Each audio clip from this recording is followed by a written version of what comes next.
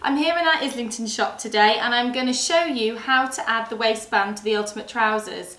When I showed you them in my makes for June, there was quite a few of you who'd requested a tutorial on how to put the waistband on and also to raise the waist, so that's what I'm going to do. So this is from the ultimate trouser pattern. I've got them already cut out here. So we worked out that it'd be easier for you guys to follow the step-by-step pattern work, so the pattern preparation on the blog. So the link for that's in the comments, so you can go to that there. So what I'm going to show you on this video is how to do the sewing part of it. But before we get started, let me tell you what I'm wearing. This is the Pussy Bow Blouse with the version with the high necktie. And I have made it sleeveless, which is pretty easy to do. You just basically don't put the sleeve in, and then you'll need to just take it in under the arm and maybe bring in the shoulder a little bit. So it's quite an easy alteration. But yeah, much better for a summer's day like today.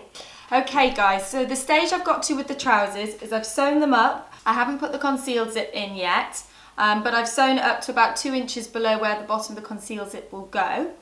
And the next stage is to put the waistband on. So I've interfaced the waistband and I first created a crease down the middle by folding the two edges together like that, and then I folded over one side by 1 centimetre.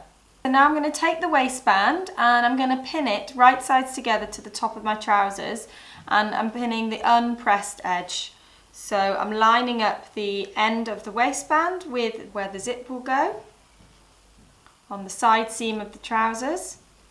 You may notice that there's no darts in the front here. That's because for the fit I want to get, I don't need darts at the front. So that's why there's none in mine. Okay, so I'm all pinned all the way around like this, and I'm ready to sew it. So I'm going to sew it with my 1.5 centimetre seam allowance all the way around.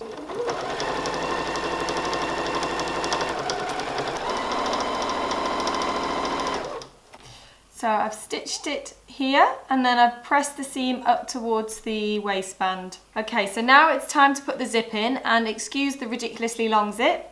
I didn't have a zip that's short enough, but that's no problem. I'm going to shorten it once I've put it, stitched it in. And I'm going to use these two feet. I've got a regular zip foot and then the concealed zip foot, which has the channels to make that easier. Basically what I do is I machine them in with this one, sort of like a machine basting tacking stitch, and then I do the proper stitch with this one. But first I'm going to pin them. So I'm going to have the teeth. The top of the teeth is going to line up with the fold line that's in the middle of the waistband, remembering my seam allowance of 1.5 centimetres. And I'm going to pin one side and stitch that in, and then I'll do the other side. Okay guys, so I put my concealed zip in and I've closed at the bottom of the seam where the zip starts, so there's no longer a gap there. If you guys want a bit more help with how to put a concealed zip in, and particularly how to get the two seams, so where the waistband and the top of the trousers meet, to get them perfectly aligned when you're putting the zip in, check out the concealed zip video that's on our channel and I'll show you exactly how to do that. Okay, so next we've got to close the waistband. Okay, so what we're going to do now, I've snipped the top of the zip tape off and I'm going to fold the waistband back over the zip like that, and this fold line should sit over by a few millimetres, so over that stitch line there. Okay, and we'll pop a pin in. So I'm now going to run a stitch right up as close to that the teeth as I can get along here, and I'm going to use a regular zip foot to allow me to do that.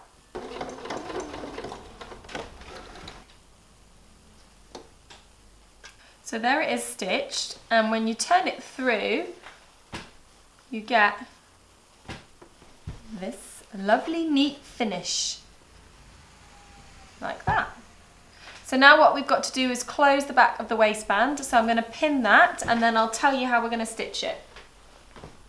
So I've pinned it from the inside so that I could make sure that this was overhanging the stitch line. It should overhang by a few millimetres. And then now what I'm going to do is take the pins out and put them back in on the outside, because we're going to top stitch around from this side.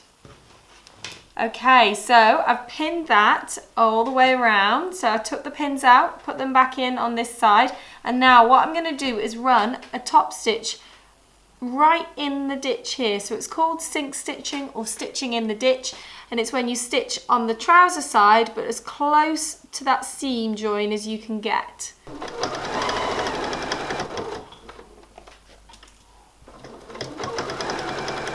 Okay guys, so there they are done. The waistband is on, the seam looks like that at the side, the concealed zip functions like this and goes all the way to the top.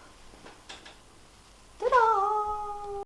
Hi guys, so I'm back at the flat and here I am in my finished ultimate trousers. I'll give you guys stand back so you can see.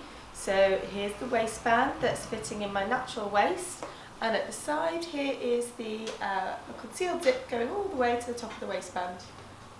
That, as you can see. I made these are out of a stretch cotton that we've got in the shop at the moment. And this is our silk cami, which I've made out of a sandwash silk, of course. What else would I make it out of?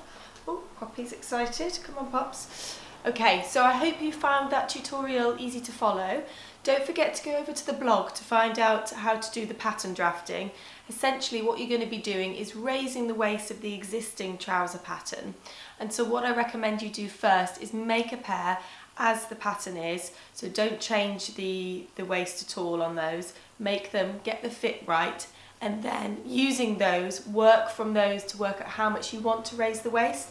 So if you tie a ribbon around your natural waist, and then you can measure the difference from the first original pair to where you want them to go to. And we talk you through how to do that. And then essentially you're adding that waistband, just cutting a straight waistband and popping that on. So you'll be coming back to this video to see how to do that. I want to do loads more of these kinds of videos.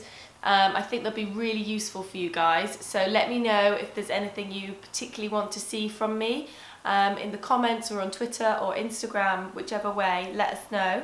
If you haven't yet subscribed to us, do that and you'll get loads more videos like this coming your way. I think that's it for now, so until next time, goodbye!